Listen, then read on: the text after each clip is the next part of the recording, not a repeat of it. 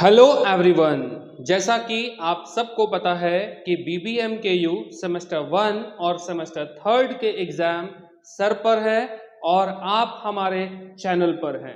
आइए देखते हैं कि इस बार सेशन 22-26 में बीकॉम सेमेस्टर 1 में कौन कौन से क्वेश्चंस चैप्टर वाइज काफी इंपॉर्टेंट होने वाले हैं। आज हम उन सबको देखेंगे।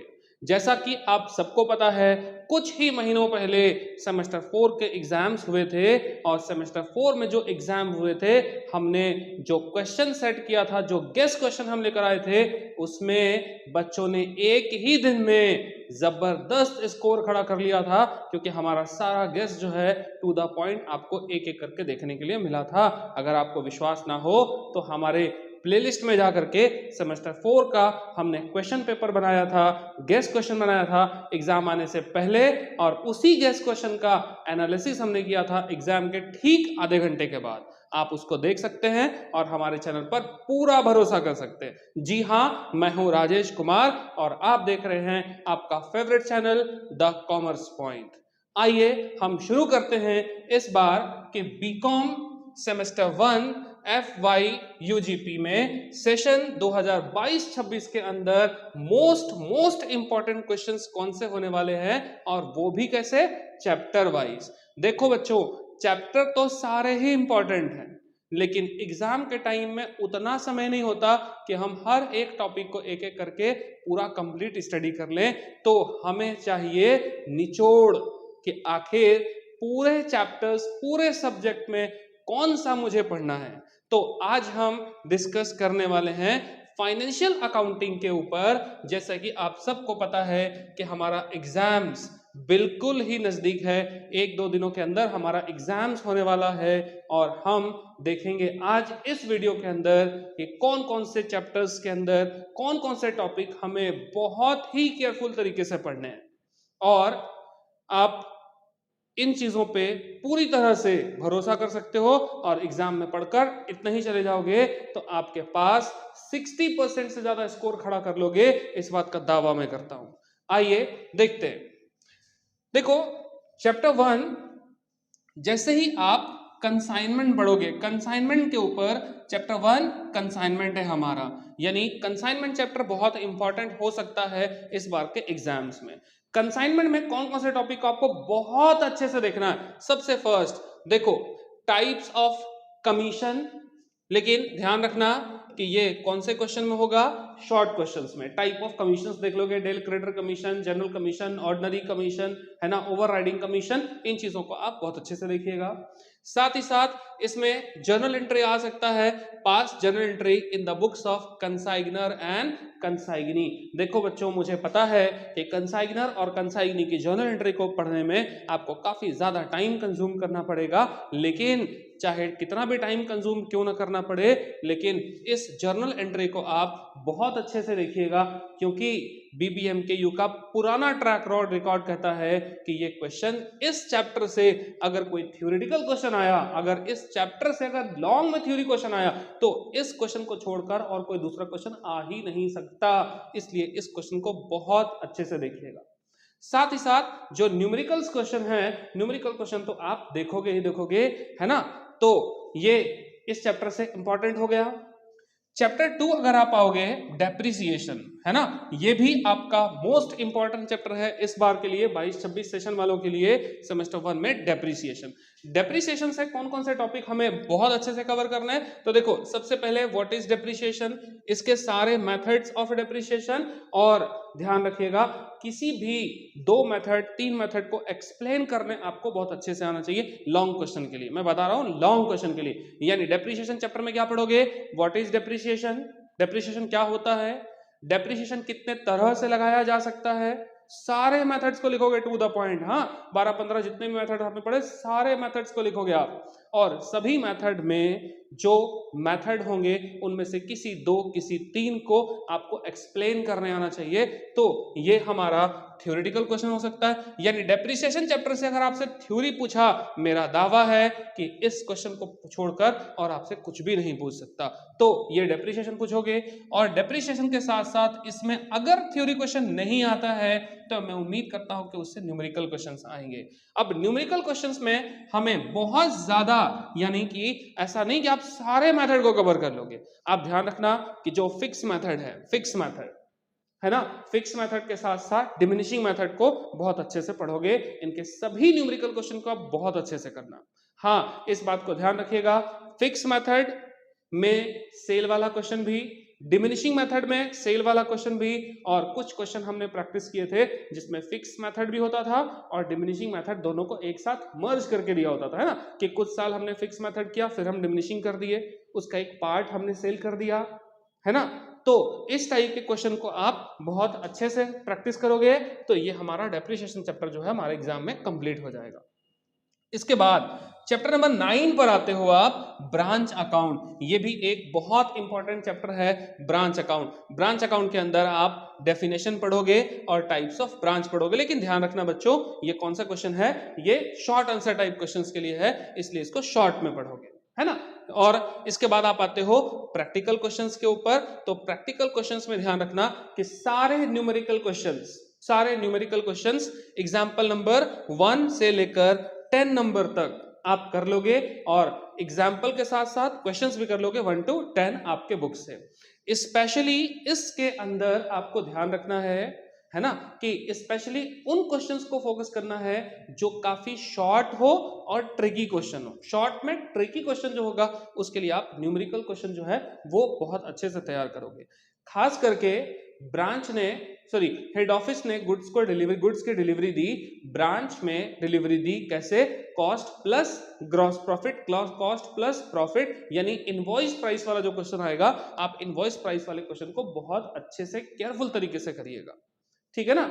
इसके बाद अगर हम आगे आते हैं ब्रांच के बाद, तो ब्रांच के बाद एक इंपॉर्टेंट चैप्टर आपको मिलता है नॉन प्रॉफिट ऑर्गेनाइजेशन, यानी चैप्टर नंबर 10 एनपीओ।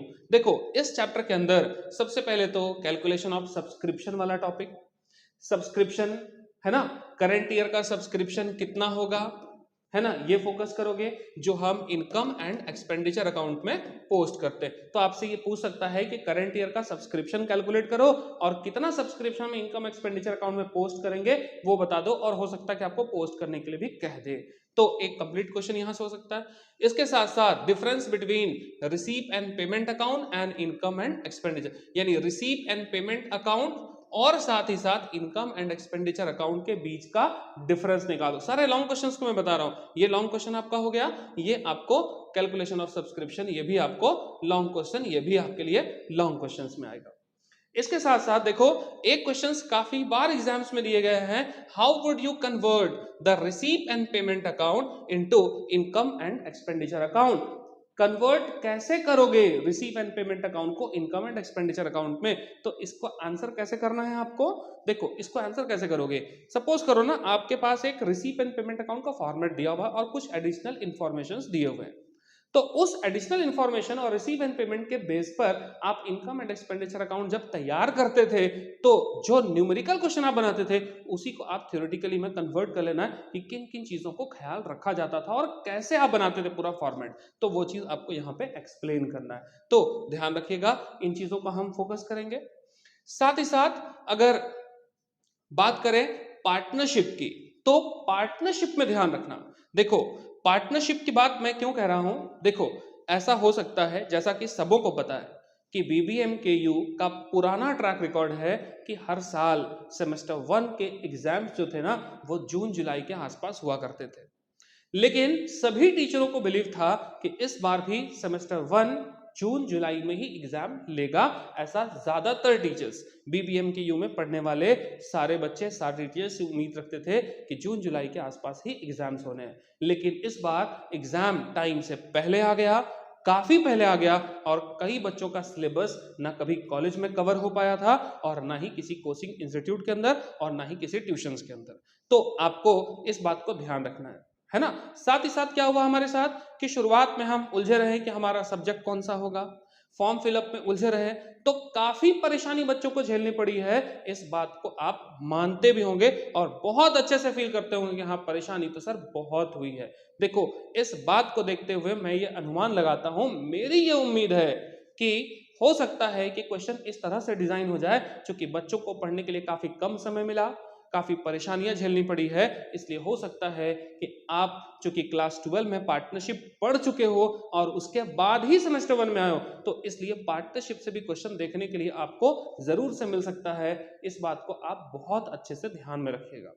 अगर पार्टनरशिप से क्वेश्चन मिला तो revaluation account, partner capital account, ये बनाने के लिए आपको आ सकता है, तो आप एडमिशन रिटायरमेंट में इन चीजों को फोकस कर लीजिएगा। साथ ही साथ जब आप रिटायरमेंट और डेथ की तरफ जाओगे तो एग्जीक्यूटर अकाउंट, इस पर आप फोकस कर लीजिएगा। लोन अकाउंट बनाने वाला जो क्वेश्चंस था उसके ऊपर फोकस कर लोगे। इस तरह से अगर आप इतना कंप्लीट कर लोगे तो मैं उम्मीद करता हूं कि आपका जो पार्टनरशिप का पूरा चैप्टर है वो कंप्लीट हो जाएगा। इसके साथ साथ देखो, पार्टनरशिप के अंदर जो गुडविल है ना, simple average profit method, super average profit method, तो खास करके सुपर प्रॉफिट मेथड हो गया या वेटेड एवरेज प्रॉफिट मेथड हो गया, इस तरह के क्वेश्चंस आपको लॉन्ग में देखने के लिए मिल सकते हैं। और बाकी तो पार्टनरशिप के लिए मैंने बता ही दिया था आपको। मैं उम्मीद करता हूं कि इससे ज्यादा क्वेश्चन आपके एग्जाम्स में नहीं पूछे जाएंगे, इसलिए आप पूरे सिलेबस को कवर करो, लेकिन जो मैंने आपको टॉपिक बताया है उस टॉपिक को आप बहुत अच्छे से केयरफुल होकर के एग्जाम में पढ़ करके जाइए तो बहुत अच्छा होगा। ज्यादातर बच्चे गेस्ट पेपर्स पर भरोसा करते हैं। देखो बच्चों, ध्यान रखना, गेस्ट पेपर्स अगर आ गया तो पूरा ही आएगा, अदरवाइज गेस्ट पेपर से कुछ भी नहीं होता। एक सिंगल क्वेश्चंस तक कभी कभी नहीं आते। तो ऐसा नहीं है कि आपको गेस्ट पेपर पढ़ के ही जाना है। क्यों भाई? क्योंकि मेरे भैया ने कहा था, मेरे चाचा ने कहा। देखिए वो दिन लद गया। अब नया सेशन है, न्यू एजुकेशन पॉलिसीज पर आप पढ़ रहे हैं, इसलिए आप सिर्फ 2-4 क्वेश्चंस पढ़ करके अगर आप एग्जाम में बैठ जाते हो और किसी वजह से आपका एग्जाम अगर खराब हो जाता है तो गेस्ट पेपर वाले आपकी जिम्मेदारी नहीं लेंगे कि गेस्ट पेपर ही पढ़ के चले जाओ। इसलिए कोशिश कीजिए कि थोड़ा बहुत टू द पॉइंट हम एक एक करके अपने बुक को प्रेफर करें। हाँ, गेस्ट पेपर तो हम पढ़ ही लेंगे। गेस्ट पेपर कब करोगे? जब आप पूरा complete chapter two the point पढ़ लो, इंपॉर्टेंट क्वेश्चंस पढ़ लो, और उसके बाद तब जाकर आप गेस्ट पेपर भी ढूंढ लो, ताकि आपका एग्जाम किसी भी कीमत पर खराब ना जाए। क्योंकि एग्जाम एक बार आता है, बार बार एग्जाम देना भी अगर हो तो मैं आशा और उम्मीद नहीं करता हूं कि आपको देने की इच्छा होगी। इस वजह से एक बार सटीक पढ़िए और एग्जाम्स जो है वो पास करिए।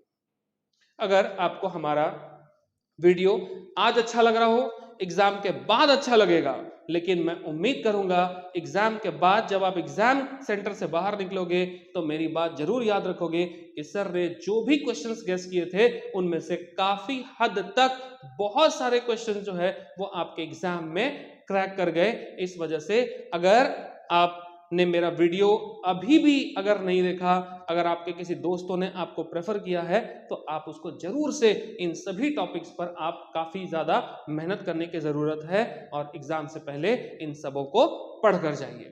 अगर आपको हमारा ये वीडियो अच्छा लगता है तो अपने दोस्तों के बीच शेयर कीजिए, और अगर आपको कोई क्वेरी होती है तो आप कमेंट बॉक्स में जाकर के कमेंट कीजिए और वेट कीजिएगा। मैं कुछ ही दिनों के अंदर आपका जो दूसरा सब्जेक्ट है इंट्रोडक्शन टू कॉमर्स, उस पे भी मैं गेस्ट क्वेश्चंस देने वाला हूं। तो बने रहिए हमारे चैनल के साथ और दोस्तों के बीच हमारे चैनल के लिंक को शेयर कीजिए, हमारे वीडियो को शेयर कीजिए, क्योंकि BBMKU में इकलौता चैनल है द कॉमर्स पॉइंट जो आपको आपके एग्जाम पर मदद करता है। धन्यवाद।